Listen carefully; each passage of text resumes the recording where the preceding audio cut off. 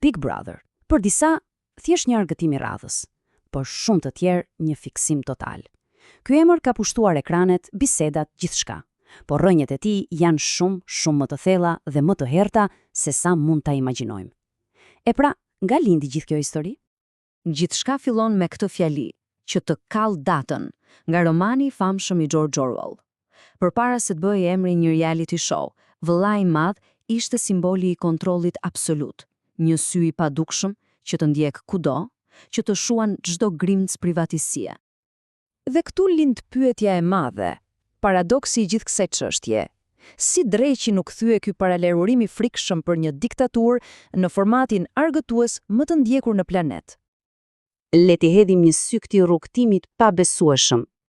Udhëtimi është vërtet i çuditshëm. Në 49-ën ishte një ide, një paralajmërim në letër.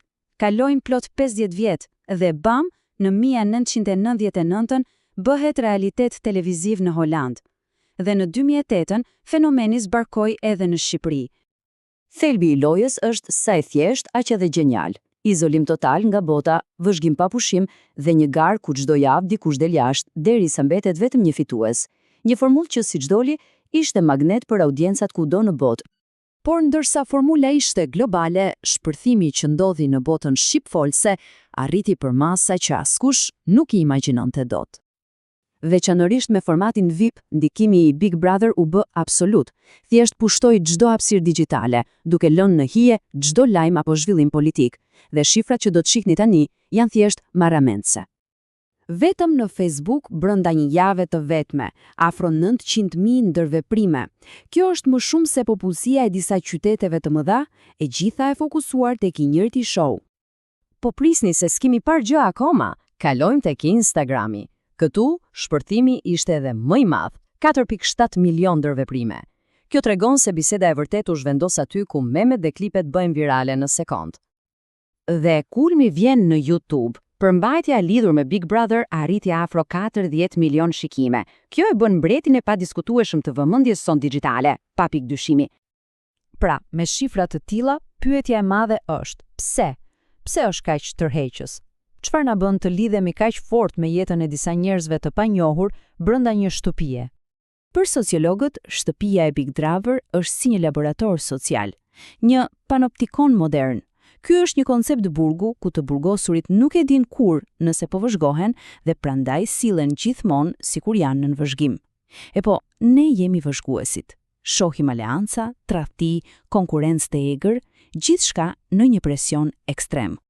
Nga ana tjetër, psikologët e lidhin me diçka shumë më personale, empatin. Ne krijojmë një iluzion marrëdhënie me banorët, ndjehemi sikur i njohim vërtet, festojmë fitoret e tyre, mërzitemi për humbjet e tyre. Dhe kjo lidhje emocionale është një nga arsyet kryesore të këtij suksesi të jashtëzakonshëm. Kështu që pika kryesore është se opinioni publik është totalisht i ndarë. Për disa është një pasqyrë e vlefshme e shoqërisë, për të tjerë si është argëtim banal që promovon antivlera, por ky debat i vazhdueshëm vetëm sa e ushqen më shumë fenomenin. Por ndoshta ndërsa debatojmë për banorët brenda shtëpisë, po na shpëton pika më e rëndësishme, pasqyra që ky show na vë përpara të gjithëve ne. Ironia më e madhe është se paralajmërimi i Orwellit mund të jetë më i rëndësishëm se kur më parë. Ndërsa vëzhgojmë banorët në shtëpinë e tyre të izoluar, ne vetë po bëhemi pjesë e një eksperimenti të ngjashëm. Transmetojmë jetët tona në Instagram, TikTok, Facebook, duke kuruar një imazh për një audiencë globale, duke u bërë vullnetarisht banor të shtëpive tona prej xhami. Dhe kjo është pyetja me të cilën mbyllet kjo analizë.